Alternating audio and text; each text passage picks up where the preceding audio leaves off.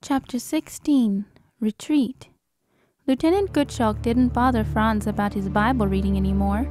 His animosity, however, hadn't subsided, and he bided his time to get Franz into trouble. One Sunday afternoon, the Hauptmann threw a party in honor of one of the men who'd been promoted to sergeant. Everyone was invited. Franz, who hadn't worked on Sabbath, had some bookkeeping to catch up on, so when he arrived, the party was already in full swing. There was real coffee and big platters of cake, and these rare delicacies contributed so much to the festive mood that the conversation was lively. During a lull, Lieutenant Goodchalk suddenly turned to Franz. "Say, Hasel," he said, "what do you think of Hitler?" Taken by surprise, Franz blurted out the first thing that came into his head. "He is the biggest shyster under the sun." For a moment there was silence. Then all hell broke loose.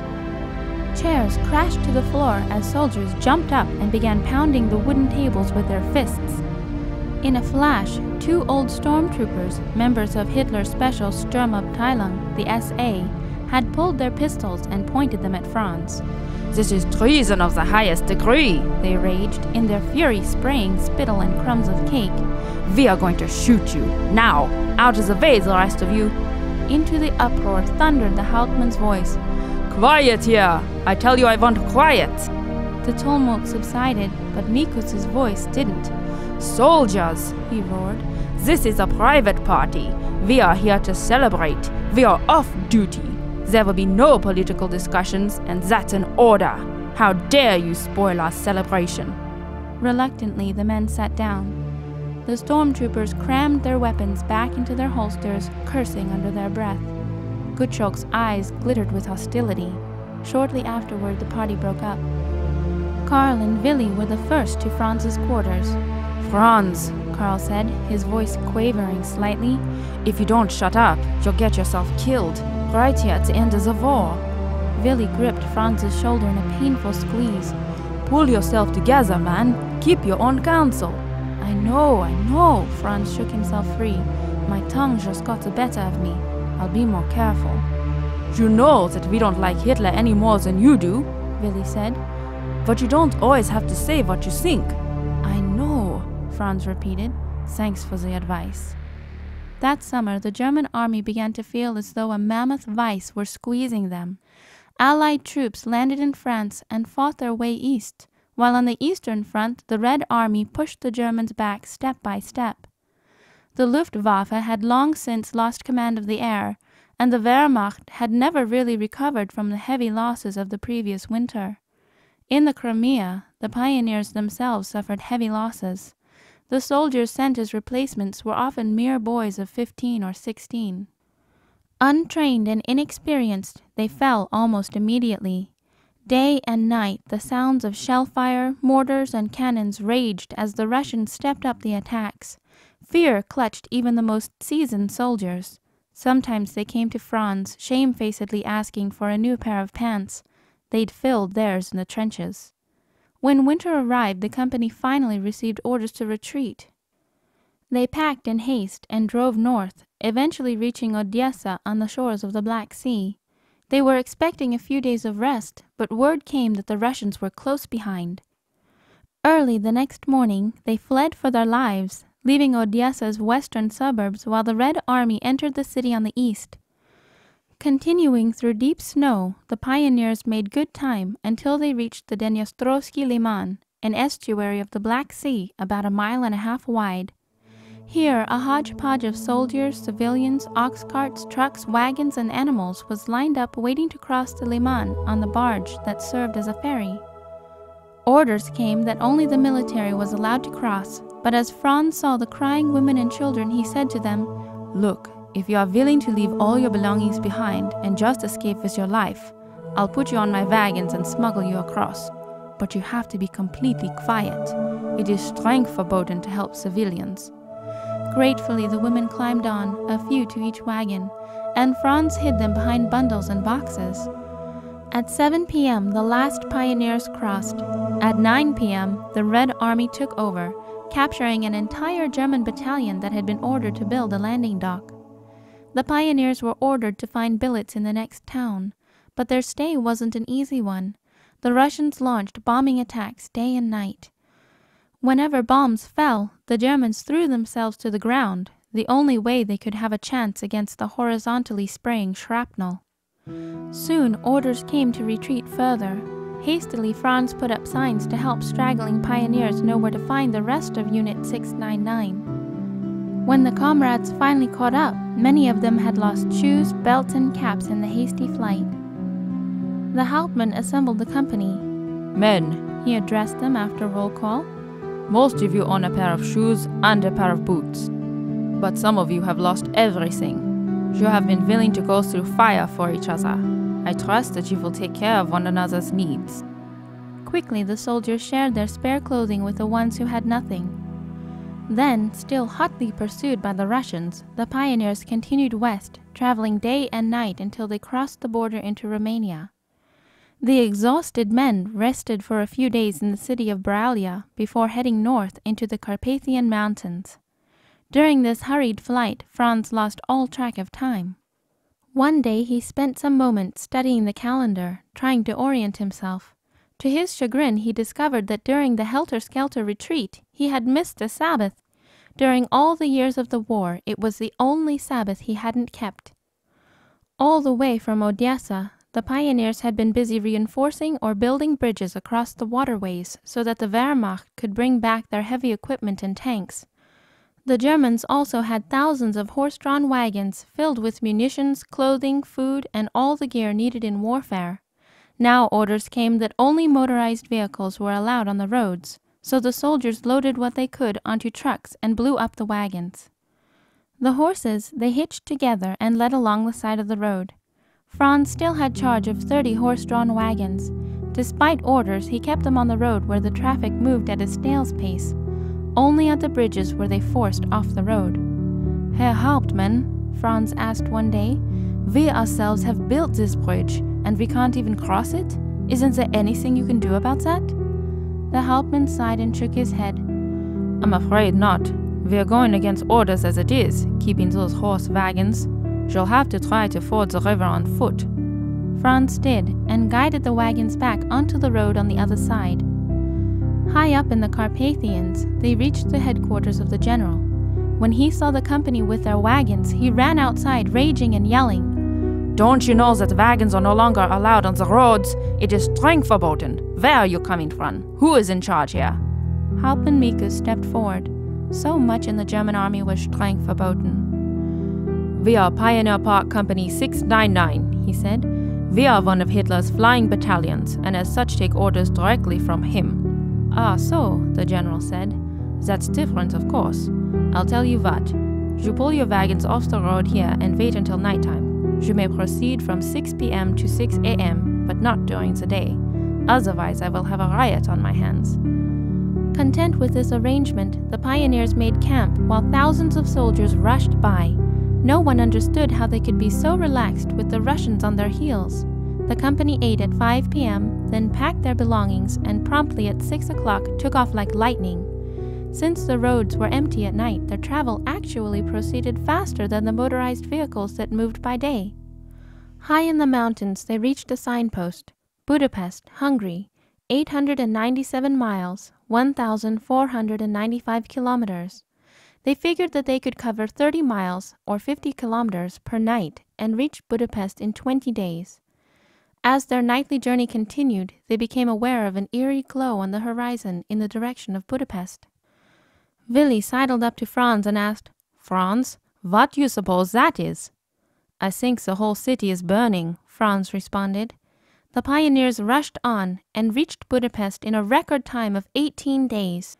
There they had a big surprise. The whole city was brightly illuminated at night. No blackout here. No air raid warden walked the streets at night looking for chinks of light that might endanger a whole neighborhood. It was a sight the soldiers had not seen in years. In fact, the city was little affected by the war, and the Hungarians treated the Germans kindly. Hauptmann Mikus decided to proceed with trucks only. Many other units had had to abandon their vehicles already because of lack of fuel, but thanks to the gasoline the pioneers had hoarded for 18 months, they had plenty of fuel to get all the way home.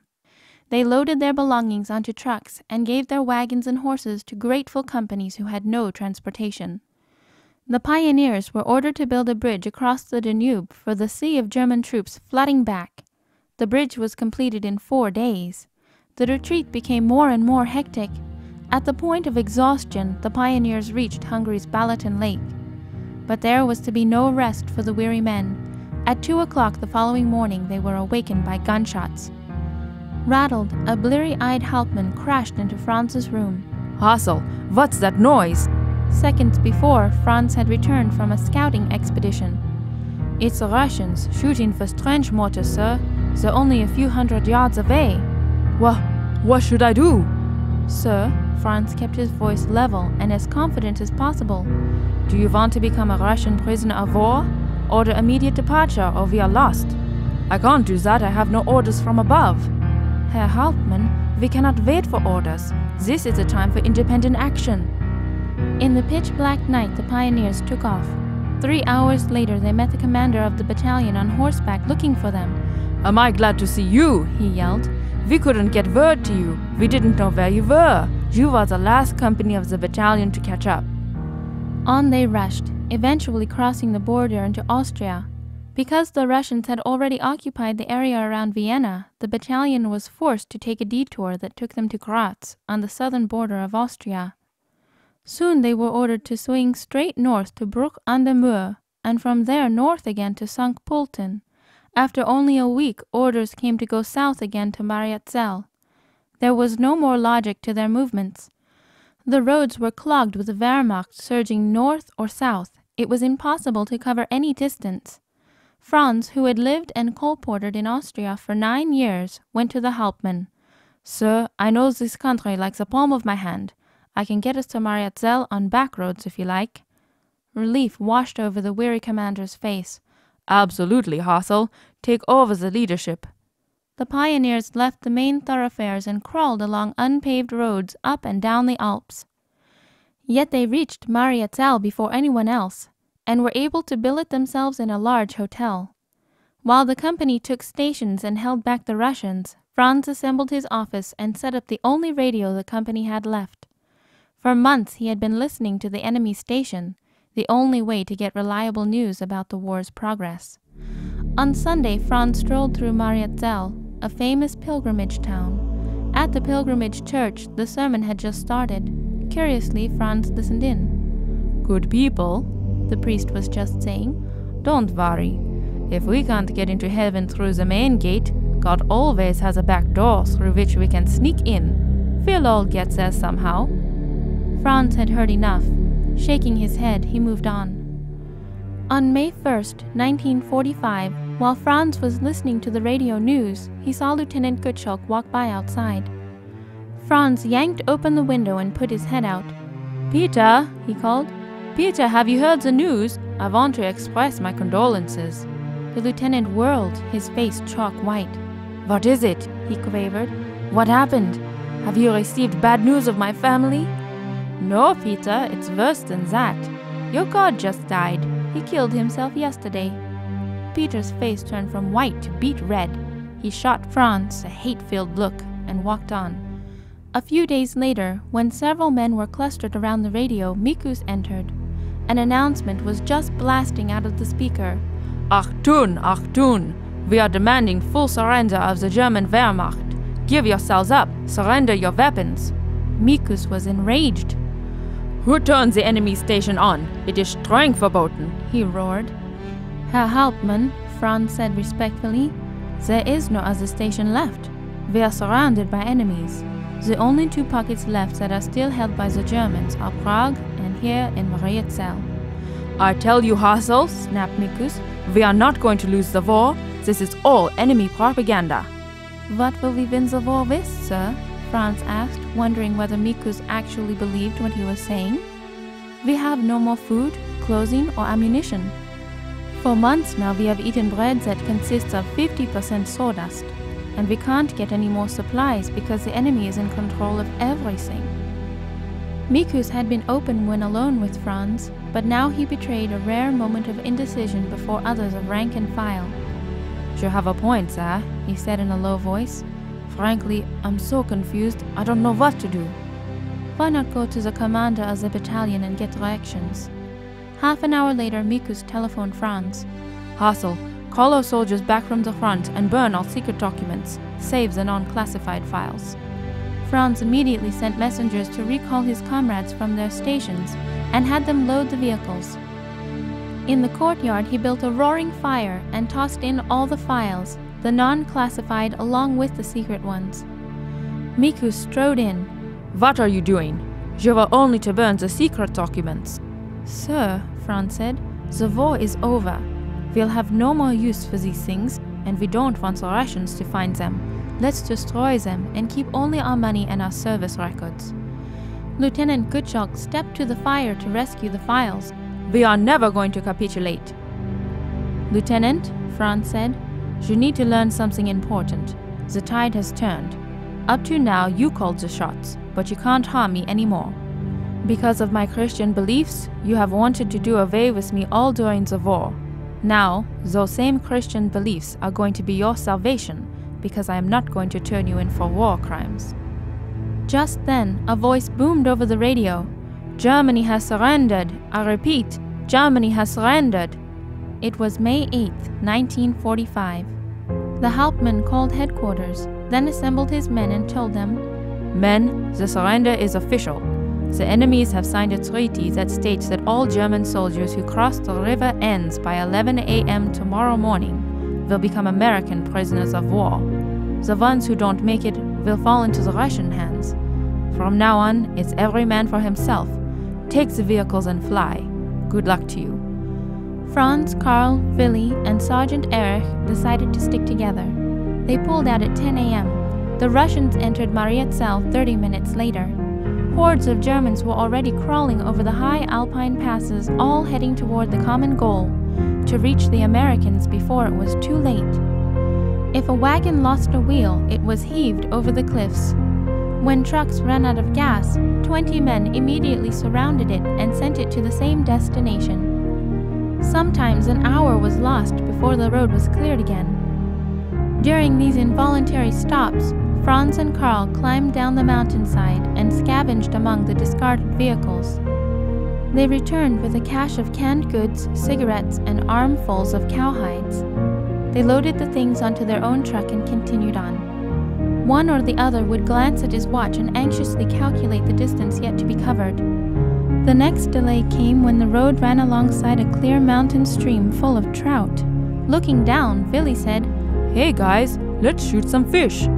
By the time the column started up again, Karl and Willi had a nice catch of fresh trout.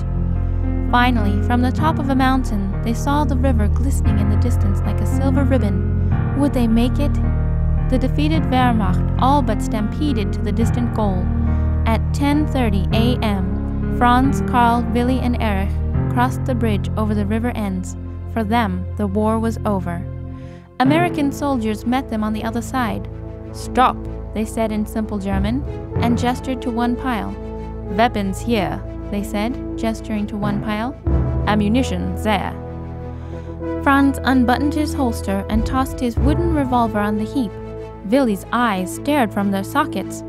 Franz, he asked, what on earth is that thing? That's my gun, said Franz, eyes twinkling. I had it made in Poland and got rid of my real one there. Are you crazy? You see, I didn't ever want to be in a position where I would be tempted to shoot someone. Sergeant Erich stared even harder at Franz. This was the man he'd chosen to be his guardian angel during the entire war. The Americans waved them on. Pointing west, they said, Braunau, prison camp. The men understood, but now there was no more hurry. They could relax at last because finally they were safe. They drove a few kilometers, then stopped for lunch, where over an open campfire Willi and Karl roasted the fresh trout. What a treat it was! The following day at noon, just before their gasoline ran out, they reached the camp and joined the 140,000 German prisoners of war already there. At the time the retreat had started, the pioneers had been among the troops farthest from Germany. They had covered the greatest distance. Now they had reached their last goal of the war, to be in the hands of the Americans and not the Russians.